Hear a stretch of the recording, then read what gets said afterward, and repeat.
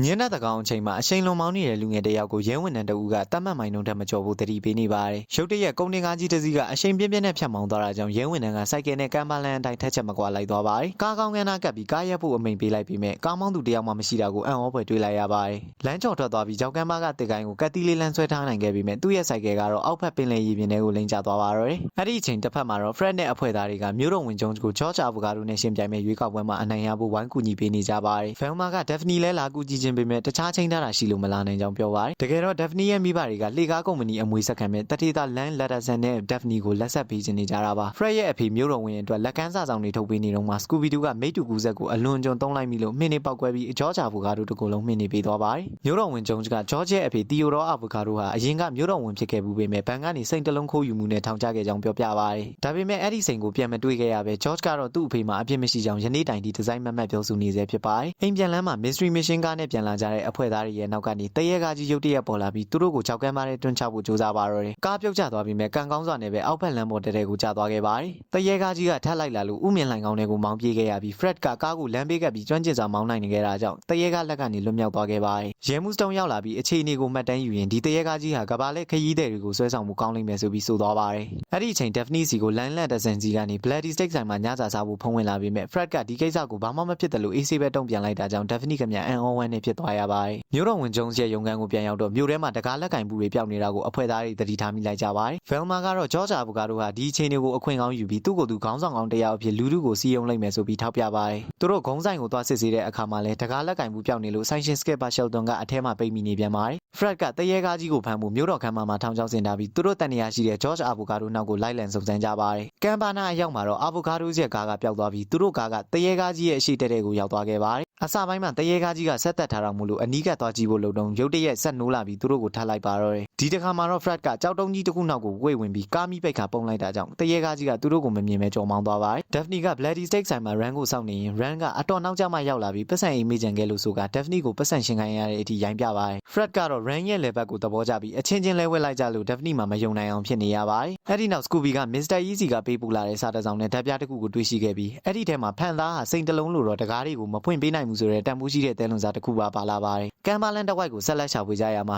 လှုပ်ဝက်ကူတစ်ခုကိုတွေ့လိုက်ရပြီးဂူထဲမှာ Crystal ကိုမျိုးကပျောက်ဆုံးနေတဲ့တကားလက်ကင်ဘူးတွေပုံနေအောင်ရောက်နေတာကိုတွေ့လိုက်ရပါတယ်။ဒါအပြင်စိန်ခိုးပြီးဝတ်ထားခဲ့တဲ့အကြောင်းရေးထားတဲ့ Theodore Avocado ရဲ့ဒိုင်ယာရီကိုပါတွေ့လိုက်ရပါတယ်။တရဲကားကြီးဂူထဲဝင်လာတာကြောင့်အဖွဲ့သားတွေ Mystery Mission စီကိုအမြန်ပြေးပြီးမောင်းပြေးရပါတယ်။တရဲကားကနောက်ကလိုက်နေတာကြောင့်အင်ခေါင်မိုးတွေပေါ်ကနေကြမ်းတမ်းစွာမောင်းနှင်ပြီးတဲ့နောက်မြို့တော်ခမ်းမတွေကိုဝင်လာကြပါတယ်။ Scooby ကထောင်ချောက်ခလုတ်ကိုနှိပ်လိုက်တဲ့အခါအေယာမရောက်မှကြီးကျလာပြီးတရဲကားကြီးကိုရိုက်ချလိုက်ခါဖမ်းဆီးလိုက်နိုင်ပါတော့တယ်။စူညံတန်တွေကြောင့်မြို့တော်ဝင်ကျုံရောက်လာတော့ကားထဲကပြုတ်ကျလာတဲ့သူက Land Latterson ဖြစ်နေခဲ့ပါတယ်။သူကမြို့ထဲကတကားလက်ကင်ဘူးတွေကိုဂူထဲကိုလှုပ်ဝက်တယ်ဆောင်ဖို့တရဲကားကြီးကိုဖန်တီးမောင်းနှင်ခဲ့တာပါ။သူဟာ Theodore Avocado ကစိန်ရင်စစ်နဲ့လဲတက်ဆင်ထားခဲ့တဲ့ဖန်တကားလက်ကင်ဘူးကိုအသေးအတန်ရှာဖွေနေခဲ့တာဖြစ်ပါတယ်။သူ့မိသားစုရဲ့လှေကားကုမ္ပဏီဒေဝါလီခံရတော့မဲ့အခြေအနေကြောင့်အခုလိုလုပ်ခဲ့ရကြောင်းလည်းဝန်ခံလိုက်ပါတယ်။မြို့တော်ဝင်ကျုံကတော့နာမည်ကြီးလာမဲ့ခရီးသွားဆွဲဆောင်စရာတရဲကားကြီးပျောက်သွားတဲ့အတွက်တောင်းပန်စကားဆိုပေမဲ့သူမြို့တော်ဝင်အဖြစ်ဆက်ရှိနေမဲ့အကြောင်းကြေညာလိုက်တဲ့အခါလူထုပရိသတ်ရဲ့တက်ခဲနဲ့အားပေးမှုကိုထပ်မံရရှိသွားပါတော့တယ်။